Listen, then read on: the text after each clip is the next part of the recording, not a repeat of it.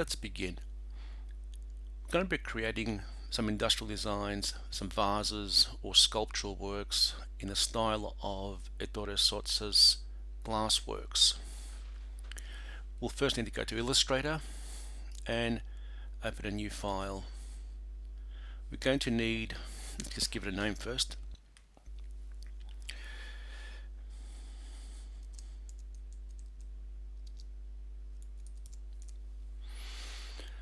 Make sure in your title your name is included. Now we're going to require 3 artboards, and we're going to have it at A4 size in the vertical orientation. With these 3 artboards, please select 3 columns and just choose this very first grid. Okay. These 3 artboards are in fact just 3 pages, so to speak, in which we'll do our work. You have your drawings in your visual diary. I have a little sketch which I'll just paste to the corner of my first artboard. Oops.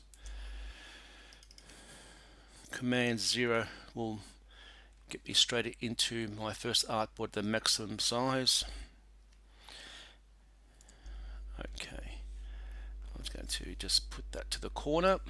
I'll use it as a reference as I draw up my basic shapes. Firstly, we're going to require a ruler. Command R or Control R if you're on a PC. I'll be referring to the instructions for Macs, so please translate the appropriate keystrokes for PCs. Now we're also going to need a guide, or we could use a grid. The grid is the shortcut for grid. You can either go to let's see, view, show grid, and you get a grid to help you center things. We're also going to drag in a guide. So you go to the ruler, literally go to the ruler with your cursor, the black arrow, and plonk a guide. If I just turn off the grid, that's really all I need is that particular guide. But if you want to use the grid, you may. So I have really 3 basic shapes that I need just to draw up. So I go to the left palette, choose the rectangle tool for a start, and just draw up a rectangle. Then I need a circle. The ellipse tool is the circle, but you must hold a shift key if you're going to successfully draw a circle. Always hold the shift key. Let's have a look. And that's me holding the shift key. If I wasn't holding the shift key, I'd get something like that. I don't want an ellipse, I would like a circle. Now that's all I need to do, because I will be duplicating both these shapes to create this form. The top rectangle will become a cone and a cylinder, whereas the circle will be truncated at the top and the bottom. Okay, so that circle seems to be a little large. Maybe a little smaller. Okay. I can take, now that I've got my basic shapes, I'll leave them right here. As my backup, I will make copies. Command C, Command V or F. F paste in front, V will paste to the center of your artboard, or the screen actually. Okay, so I'm trying to align them now with this guide. I've done that with the top one, but of course I've got to make sure that both of them are. Now I can make big chunky moves by holding the shift key and just the left and right arrows.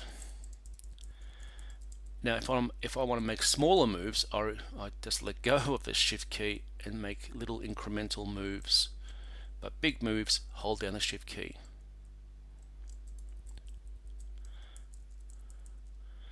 Okay, I'm going to leave a little bit of space between each shape.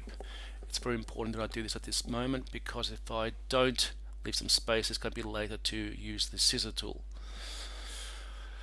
Okay, so I would like now to make these truncated spheres. So I'm going to require that I do overlap. I'm going to zoom in so you can see what I'm doing. I'm just going to align that rectangle, and as soon as it makes contact with the circle, but if I show you, if I zoom in, super zoom in, it has to literally intersect the other vector. Let me show you. There you go. That's perfect. If I don't do that, I will have issues later. I'll have little moustaches poking out. Okay, I want to do the same thing at the bottom, so I'll just copy that, Command C, Command F. Command F meaning simply pasting in front of the very thing you just copied, holding the shift key, making chunky moves, and again the aim here is to intersect. So let me zoom in.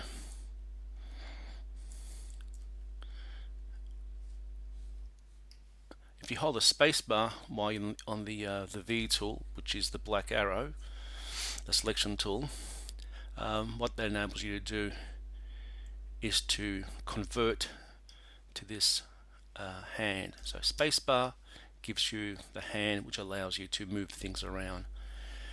Okay, let's move that. That's it. Let me just select both. Perfect. Command 0 goes back out again to the full view.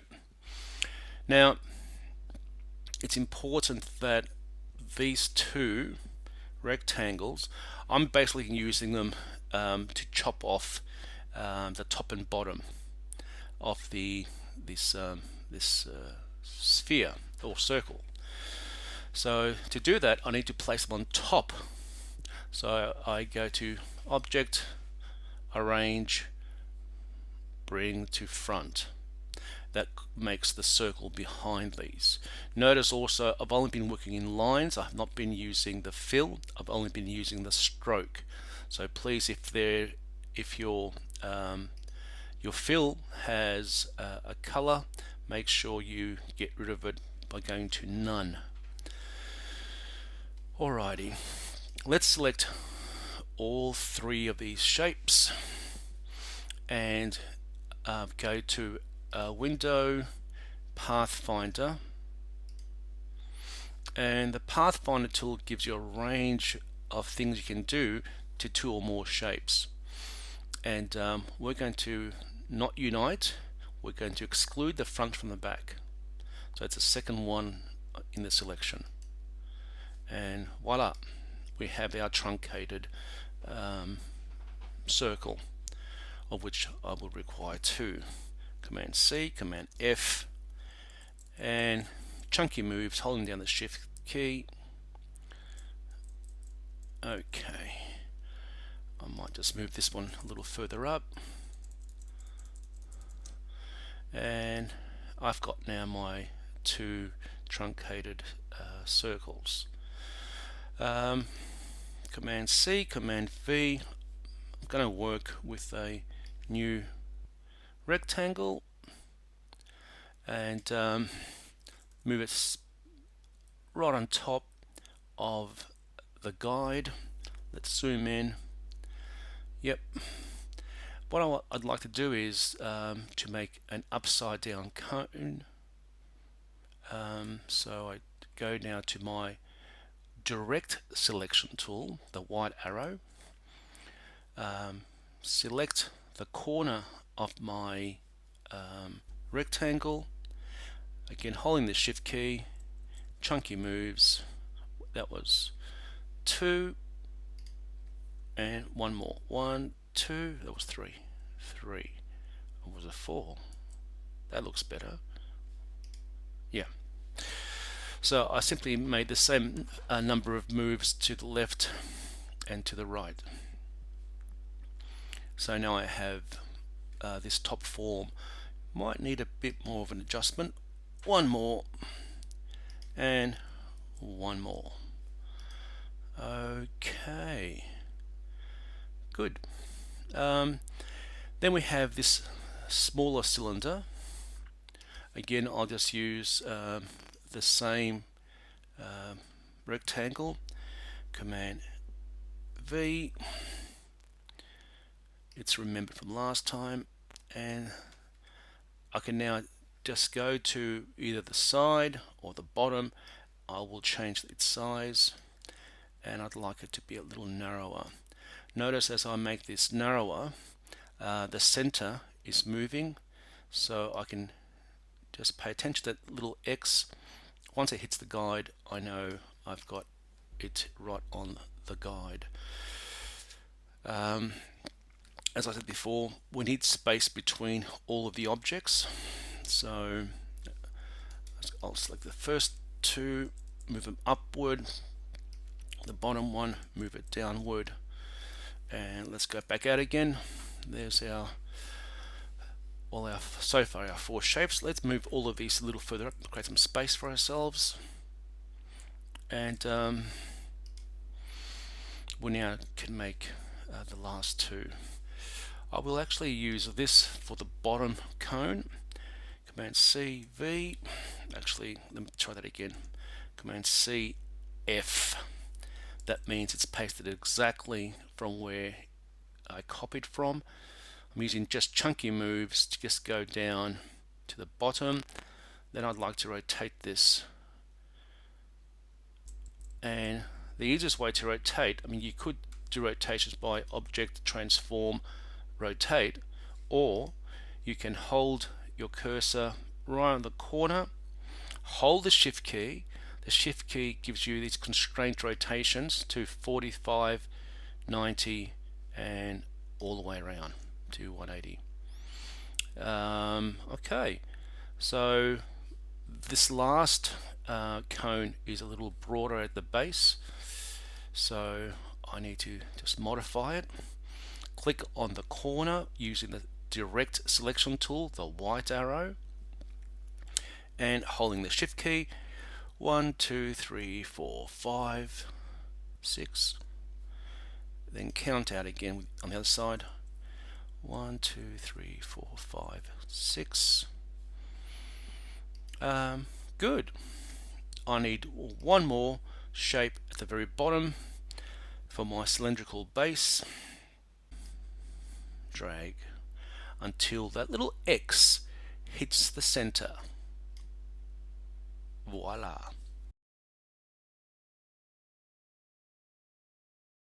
We need now to just copy all of this. Command C, click on the second artboard, and then go Command 0, and that just zooms into the second artboard. Then we're going to go Command V, and it will paste it to the middle of that artboard. Again, let's drag a guide from the ruler on the left and align it with the center of the shapes. Now, with the Revolve tool, what's required is only half of all these shapes, and in some cases even less. So let's halve these shapes. We've got our guide. Now we need to select each one in turn. Zoom in, which is Command plus, zooming out, have a yes. I can tell that my guide isn't spot on, so let me just correct that. Let me just select this tool. I'm going to release the guide by going to Option Command colon. I'm just going to delete that. Select my There we go. And just bring that and making sure that it's actually bang smack in the middle of that shape. That's a little better. Okay, so I want to lock that guide again. So Option Command colon. So that won't go anywhere. Right. Now, where your eraser is also your scissors. So select the scissors, hover over the guide and the line that you want to cut, and it will come up with intersect. That's what you want, and give it a slice there. Go to the bottom, give it a slice to the bottom. We want to delete what's on the left, so we've cut it down the middle. Now we can just delete.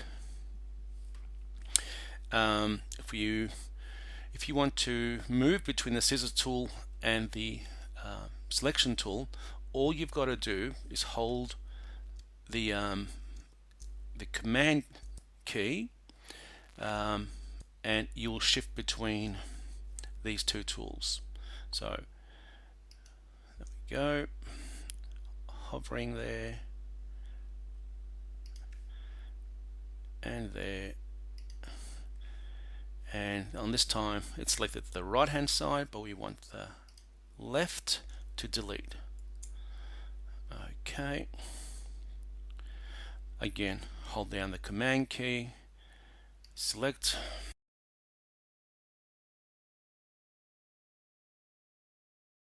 let me get rid of the guide. Let's have a look at what we've done. So we've got the shapes cut down the middle. One further thing we have to do is that the top cone is going to be hollow as in from the top, not just from within. The whole thing is hollow, but we want the top of it to be seen. So we need to delete. So we go to the pen tool and select the delete anchor point tool, and we want to get rid of the top by just going there. So now all we really have is just two lines, this diagonal and that horizontal. The top line's gone. So as it revolves, you'll see the effect. It's quite important that we do that. Right, now we're creating a hollow form, so we need only select the stroke. Let's just select each line in turn. Go to your swatches. If they're not already open, window swatches. Okay, so the top one for me will be yellow. The spheres will be red. The cylinder will be blue. The bottom cylinder will be blue, and the second cone will be, of course, yellow. So cones are yellow, spheres are red, and cylinders are blue. Okay, so we've got our colors. Let's select all of them. Go to Effect, 3D, Revolve. Then click on Preview, and you can begin to see just what the effect is. We want to go isometric left, so it tilts it slightly more forward. We now want to go to more options and select, so the blend step simply means the amount of shading and panels which are created within each of these forms. So let's go to 50. Makes it a little smoother, and we can introduce a second light source. So right now our light source it's applied to every form in the same manner.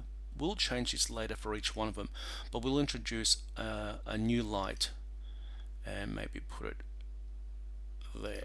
Okay, for now. This all will change later. I might just move it to the right. That's it. Okay, so you'll notice the importance of removing that top line. It is now hollow, or sorry, you can see within, otherwise it would have been just blocked off, as it is in the case of the spheres. They don't appear hollow. I want them to be solid. Okay, there's any number of things you can play with here, but you know, look, you can come back to this later. And the shading is happening with black, but you can choose other colors, but I recommend that you just leave it at black. So we've got the right orientation, isometric left. We've got the angle of revolve at 360. That's all good. So now we have to assemble this properly. So it's what happens with the way this is organized and ordered. It's based on whatever was created last is on top. So what you need to do now is just organize this. So the top cone seems to be right. I want to move now my first sphere up. I'm holding my shift key and the cursor, making chunky moves, and I want to move this now. I would like to move that back behind the red sphere.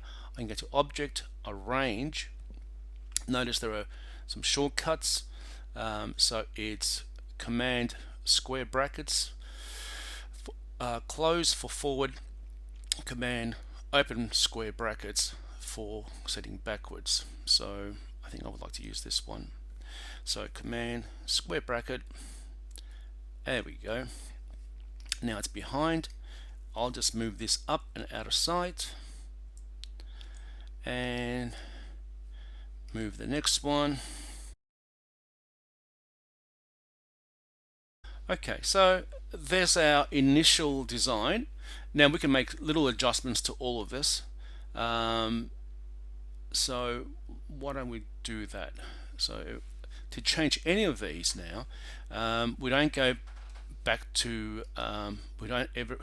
you don't ever go back to this effect through this window. Any changes now have to happen, first making selection, they all happen through the appearance window. So this gives you the opportunity to change anything about that object. So the stroke, the fill, in this case the revolve, and we're going to do the revolve. And it does not give you a preview, so select preview. And here now you can actually start playing around with individual effects on the forms. Okay, I would like to differentiate between this sphere and that sphere. They look a bit too similar in terms of the way the light is playing off them. So again, now this looks a little different to that. I'm happy with that. I'm actually, you can play around with lighting effects all day, but I'm just going to keep that. One thing that's missing, I think I'd like to play with transparency. I want to duplicate that cylinder. I'd like to make the yellow forms transparent, so you can see in the bottom cylinder, the bottom cone, a cylindrical form within it. So I'm going to take that and make a copy and just drag it down to here. Command C, Command F. Center it so it has to meet the axis of the cone. It's about right. And this will now be pushed behind the yellow cone, and you won't see it. But once we make the yellow cone transparent, it will be partly visible. We can now do the next thing. So far we've got a 3D effect. In fact, what we really want is to be able to change these to regular vectors. We're going to copy, Command C, click on the third artboard, then go Command 0, zooms into your third artboard, Command V. Okay, now we have a copy of our effect. We want to now go to Object, Expand Appearance. There we go. Now the effect has become just regular vectors and regular shapes. Now we'd like to make these two forms partly transparent, and to do a multiple selection in Illustrator, you hold the Shift key, make one selection, then go to your next, holding the Shift key. Now I've selected both the top and bottom cones. I would like to go to transparency. If it's not open, just go to Window, Transparency, and from 100 I'd like to make that say 70. There we go. So we now have the cone at the top, the cone at the bottom, transparent, and there's the blue cylinder visible. Now, because these are, that yellow is quite subtle, it doesn't really work very well with a white background. So to make the whole thing really sing, we need to create some kind of contrast. Let's do that with some black. So go to your layers and make a new layer, drag that new layer to the bottom, go to the rectangle tool, and we don't want any stroke, just the fill. Choose black and go from the top to the bottom. Much better. Right, so there's our design. Now when you save your work, please save it as a PDF file, and PDF, save it as a PDF. Hopefully that was useful.